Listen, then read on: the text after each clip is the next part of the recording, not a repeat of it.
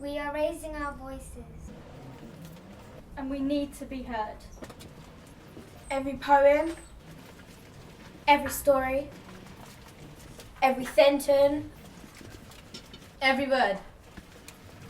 we have something to say. We have something to share. We are raising our voices. Because deep down, we care. I care. I care.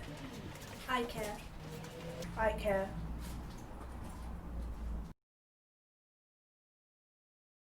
Why do women still get paid less than men doing the same job?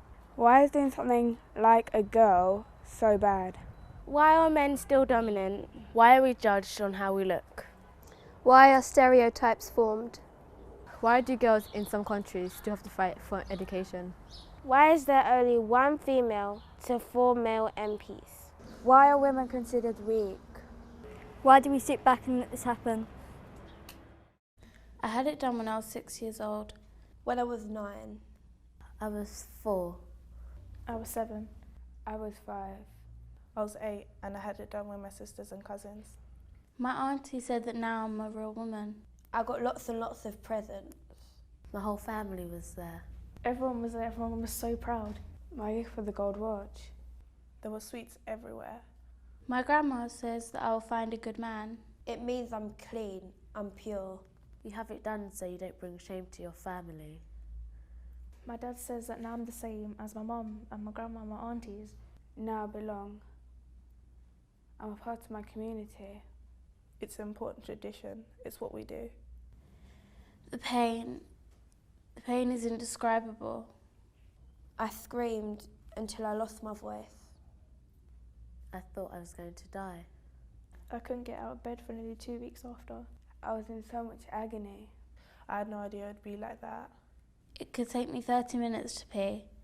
My periods are the worst. I always feel so uncomfortable and self-conscious. I've been to hospital many times. I can't do my favourite sports anymore. I may not be able to have children. FGM is female genital mutilation. FGM is the partial or total removal of the female genital organs. FGM is illegal. FGM is child abuse. FGM is violation of human rights. FGM causes serious physical and emotional harm. But FGM is a secret. So I can't talk about it. So I can't talk about it. So I can't talk about it. So I can't talk about it. So I can't talk about it. I think a girl sending nudes doesn't make them a skirt, slag or whore, any of those things, because it's up to them what they do. What I feel is that if you're with somebody, I feel like you can show them your body in that physical way. There's no point sending a picture, do you know what I mean? When you send it, it stays there forever. Exactly. And Yeah. if like you don't become friends with them anymore, they can threaten you with it and they can Exactly. blackmail You you. have to make sure So that you you have- trust them. Like, if you're with them for a long time, like 9 years, you can do it. But if you're with them for like 2 weeks or like 4 days, it's wrong. Sometimes the boys, when they ask for them, they make you feel guilty if you don't send them. Or if you like the guy, they'll make you think that they won't like you if you don't send them anything. So they kind of try and persuade you to do it. And when you do send a nude or whatever, a picture to a guy that you like or whoever, if you somehow become enemies or something like that, or you don't become friends with them, they will start making it viral. And from my experience, I know a friend who sent a nude and she wished she never did, because years afterwards they would still make it viral and still send it around, and it will never go away, it will haunt you. So if you want to send a nude, I don't think you should, in my personal experience, and if you want to, then be careful to who you're sending it to. Do you know what I mean? Sometimes they're straightforward and say, can you send me a nude, please? But then when you don't, they go on and on, like say, oh, you're so pretty. Yeah. They try to manipulate. Yeah, that's it. Yeah, you to sending the nude, but you're not. But some people don't. Some people do. I was watching the news the other day, and it was like saying this woman, she split up with her boyfriend. They've been going out for maybe like 2 years, I think, and she already sent like nudes to him, and a man threatened her saying that, oh, if you don't get back with me, I'm going to leak your news. And at the end of it, he did leak her news, and like I think he got sent to prison because now it's against the law to leak other people's nudes if they don't have your permission or consent to. You need someone's consent to do something, because if you just go do it straightforward, you never know what you're getting yourself into. Like, you could go to prison for maybe 2 or 3 years. I hate the fact that guys think it's okay to manipulate girls, because they ask for the nude, and then when you send it to them, they'll call you a sket, but at the end of the day, they asked you for it, so why are they going to make you feel like the bad one when they're the ones asking for it? That's what I don't understand. Okay, so I have just done something I never thought I'd do. I told them. Sophia's literally just texted me, and she's finally come out. She's gay. She's bloody gay. Do you think I can take it back? Do you think I made the right choice? What if they don't accept it? It's not normal. She's not normal.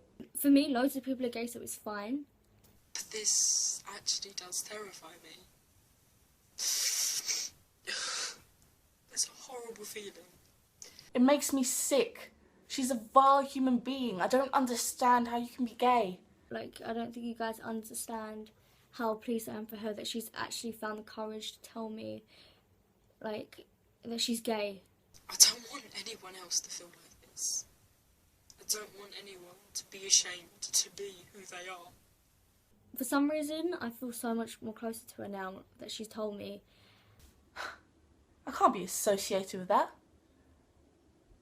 She might fancy me. It's disgusting.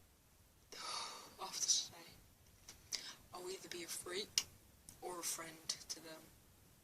I'm done. I'm done with her. I'm just going to try and support her as much as I can. I'm her best friend and I love her no matter what she does or who she is. So, Sophia, I'm here for you, babes.